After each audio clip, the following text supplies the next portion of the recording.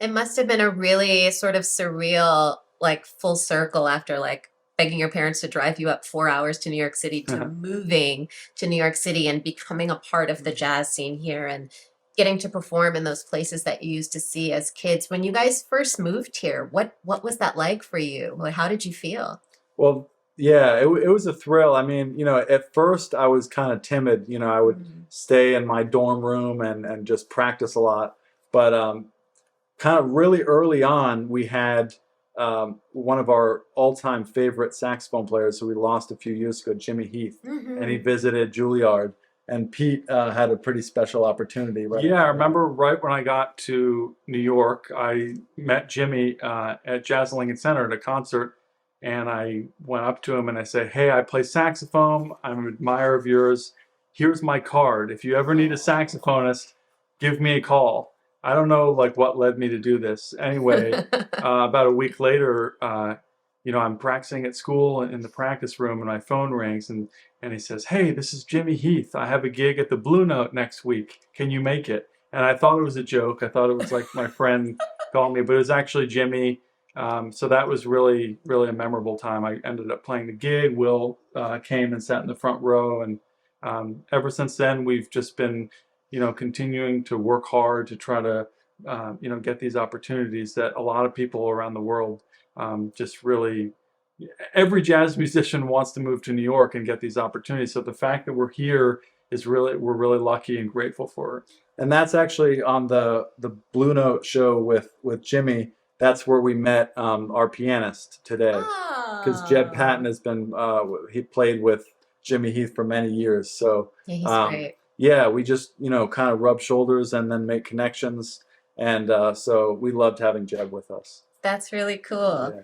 Who has been the greatest mentor to each of you? Might be different people in this jazz world. That's a great question. It's hard to choose because there's Or mentors then. so many, yeah, so many along the way. I think I'd probably have to choose my teacher when I moved to New York.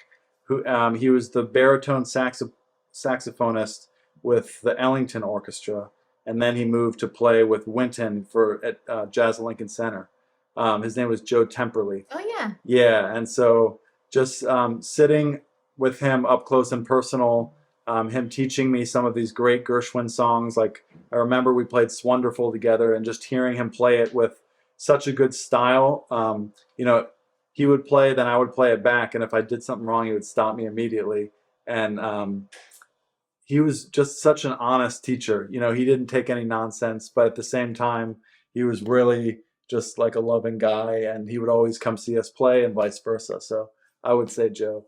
Yeah, for me, I would say Jimmy Heath would be one of my biggest mentors. I mean, we lost him just a couple years ago, but he Yeah. was he was playing up until he was in his 90s, and Incredible. he never gave up. He used to, walk down the stairs to the Village Vanguard when he was 90 years old, carry his saxophone, and just he refused to quit. And I want to be like him. So I'm sure you will be. yeah. I'm sure you will be. That's amazing.